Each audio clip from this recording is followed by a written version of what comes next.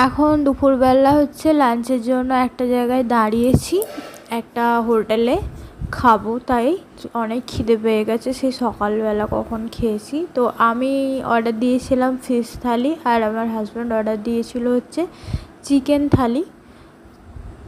তো হচ্ছে ফিশ থালি আর চিকেন থালি সেমই ছিল, শুধু এটাই চিকেন ছিল, ওটাই ফিশ ছিল। অনেক কিছুই ছিল, আলু ভাজা আর বরবটি ভাজা, ডাল, সবজির তরকারি, তারপরে চাটনি, পাঁপড়, মাছের ঝোল, তারপরে হচ্ছে আরও মিষ্টি ছিল, অনেক কিছুই ছিল। দারুণ মানে মজা করে খেয়েছি। অনেক দিনের পর এরকম থালি খেলাম। সত্যি বলতে গেলে এরকম অনেক কিছু থাকলে না মানে দেখেই একটা শান্তি হয়, তাই না? মানে প্রচুর ভালো লাগে। আর লেবু তো ছিলই, লেবু, পেঁয়াজ সব কিছুই ছিল, দারুণ ছিল, খাওয়াটা দারুণ হয়েছে।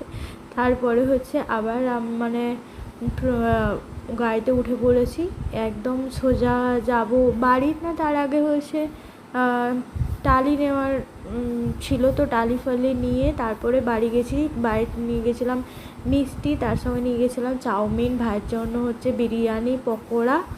তো ওগুলোই হচ্ছে খেয়ে খাচ্ছি, কারণ অনেক পরিশ্রমও হয়েছে।